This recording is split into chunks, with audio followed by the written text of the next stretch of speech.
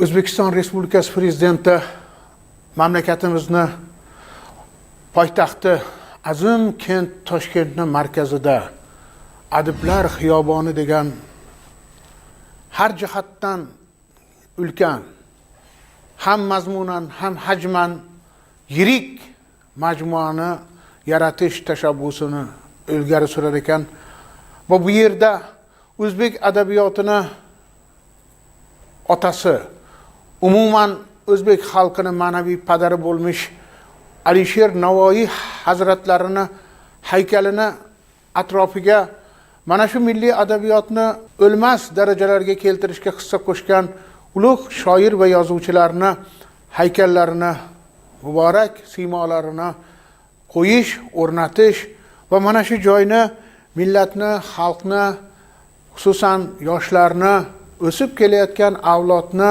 ma'naviy sajdagohiga aylantirish haqidagi tashabbusi xalqimizni, ayniqsa ziyolilarimizni, adabiyot ahlini, xususan talabalarimizni behad shod qiladi. Bunsiz ham mumkin emas. Zero meni nazarimda dunyoning hamma joyida ham mana bunaqa joy, Adiblar xiyoboni degan joy bo'lmasa kerak. Agar bo'lsa-da hammasini jamul-jam qilib o'zini bag'riga sig'dirgan makon, maskan bo'lmasa kerak. Mana shu maskanda 20-asr o'zbek adabiyotini shakllanishida Abdulla Qahhor iborasi bilan aytganda, dunyo gazi bilan, Yevropa gazi bilan o'lchasa ham javob beradigan adabiyotni shakllanishida ulkan hissa qo'shgan adib va shoir, adabiy tanqidchi va olim, bir so'z bilan aytganda akademik G'afur G'ulomni ham muazzam haykali qad rostladi. G'afur G'ulom va uni avlodi haqida so'z ketganda biz ularni bolaligiga,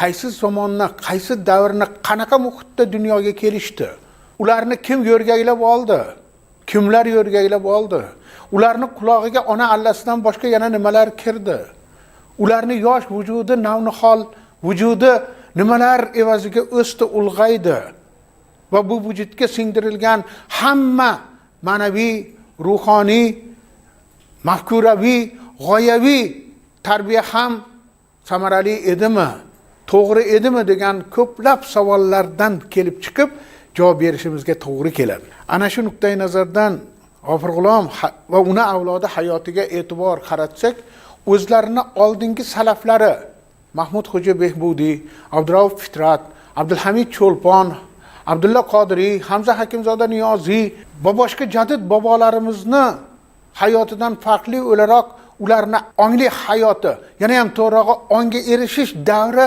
Sho'ro hukumati paytiga to'g'ri keldi. E'tibor bering. G'afur G'ulom 1903-yil, Oybek domla 1905-yil, Abdulla Qahhor 1907-yil. Mana shunaqa.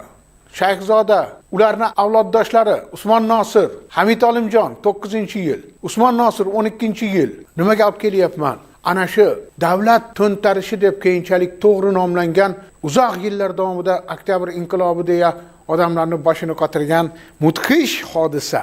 Dunyoni oltidan bir qismida yangi tuzum tuzamiz deb bosh ko'targan va keyinchalik afsuski mana shu oltidan bir qism mamlakat hududda millionlab odamlarni bosh chanog'i ustiga, suvaylari, ustixonlari ustiga qurilgan tuzum dunyoga kelgan payt bularni bolaligiga to'g'ri keldi.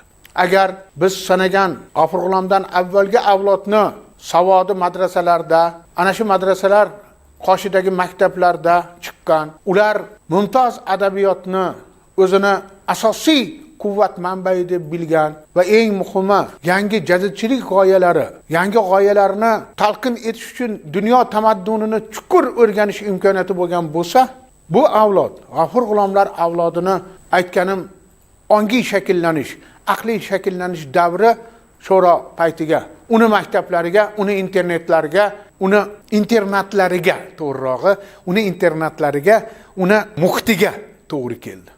Va qolaversa bitta gap bor. Xohlaymizmi, yo'qmi? Inson o'zi tug'ilib o'sgan, o'zi o'sayotgan, o'zini o'rab turgan muhit bilan uni xarakteri, uni dunyoqarashi, uni didi, uni insoniy mentaliteti chambarchas bog'liq holda o'sadi, shakllanadi. Ana shu ma'noda G'afur G'ulomlar avlodini hayotini agar kuzatadigan bo'lsak, e'tibor bering. Aksariyati kambag'al, nochor, ko'p bolali va nihoyat darajada iqtisodiy qiynalgan oilalarda dunyoga kelishgan. Hamid Olimjonning mashhur gapi: "Men bir qaro kunda tug'ildim-u shu on bo'g'ildi." yoki Abdulla Qahhorni o'sha o'tmishdan ertaklar qissasi hodisalari, yosh Abdullajonni qanchalik o'zini yurtida kelgindi degan nom olib, o'zini yurtida sarson sargardon o'sishi, yoki Usmon Nosirni otadan yosh yetim qolgan, keyinchalik o'gay ota qo'liga tushgan va bu oilada ko'rgani og'ir kunlardan bezib uylardan qochib ketishi va nihoyat oxir oqibatda xuddi Abdulla Qahhor singari bolalar uyiga, o'sha internatga tushishi va u yerdagi sho'rochi ta'lim. Xullas nima demoqchiman? Demoqchimanki, bu avlodni keyinchalik yozajak asarlari, dunyoqarashi, tafakkuri, o'zi uchun yaratgan haqiqatlarni shakllanishida ularni o'rab olgan muhit, ularni tarbiya qilgan maktab, ularni dunyoqarashini shakllantirgan madaniy, estetik, g'oyaviy aura juda jiddiy rol o'ynadi.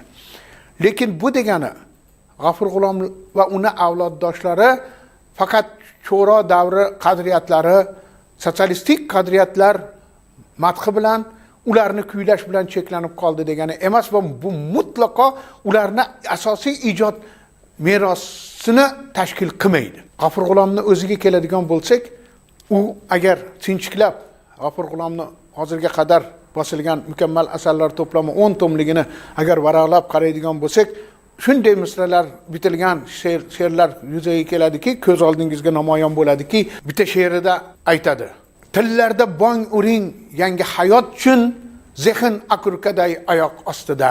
Tillarda, ya'ni ko'chada, hamma yerda mitinglar, hamma yoqda qizil bayroqlar, hamma yerda o'sha yangi sportchilar, hamma yoqda yangi hayot haqidagi bong, tashviqot, karnaylar, hamma yer aholi, ko'pchilik aholi ko'chaga chiqqan. Hamma yerda bong urilyapti, yangi hayot quramiz, yangi hayot quryapmiz degan gaplar va shoirning ikkinchi misrasiga e'tibor bering. Zehn akurkaday oyoq ostida. Insoniyat zehri, tafakkuri, uni dunyoqarashi, bilasiz akurka nimaligini, chekib tugatilayotgan tamakini, sigaretni so'nggi qoldig'i va uni yerga tashlab oyoq bilan ezib tashlanadi o'chini. Ana nimasini o'chirish uchun, cho'g'ini o'chirish uchun.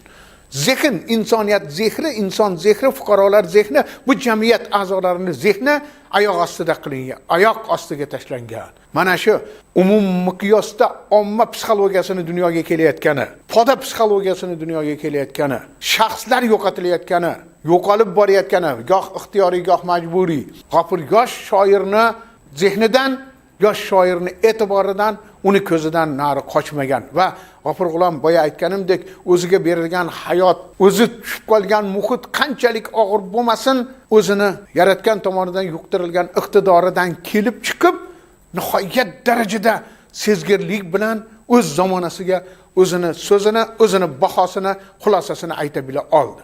Va mana shu narsalar keyinchalik G'afur G'ulomni yaratadigan asarlariga tamal toshi bo'lib, aynan mana shu dunyoqarash, mana shu tanqidiy dunyoqarash, o'zi yashayotgan hayotni analiz qilish, tahlil qilishga urinish G'afur G'ulomni keyinchalik yaratgan aksariyat asarlarida o'zini mujassamini topdi. Va biz bemalol ayta olamiz, bor yo'g'i 63 yil yashab, hayotdan ko'z yumgan G'afur G'ulomni qoldirgan merosi, uni siz bilan men o'qish imkoniyatiga, o'zim uchun boylik sifatida qabul qilish imkoniyatida ega bo'lganim asarlarini salmog'i, G'afur G'ulom hayoti, izlanishlari, ilmiy va ijodiy izlanishlari besamara ketmaganligidan dalolatdir. Bizni bu va bundan keyin qilajak suhbatlarimizni asosini aytganimiz G'afur G'ulom tomonidan qoldirilgan ulug' merosni zarrama-zarra, mana shu buyuk G'afur G'ulom ijodini agar, uni merosini agar bir olmos toshga o'xshatadigan bo'lsak, mana ona shu olmos toshni turli qirralarni, turli rakurslardan, nuqtai nazarlardan ochib, anglab va idrok qilish harakati bo'ladi.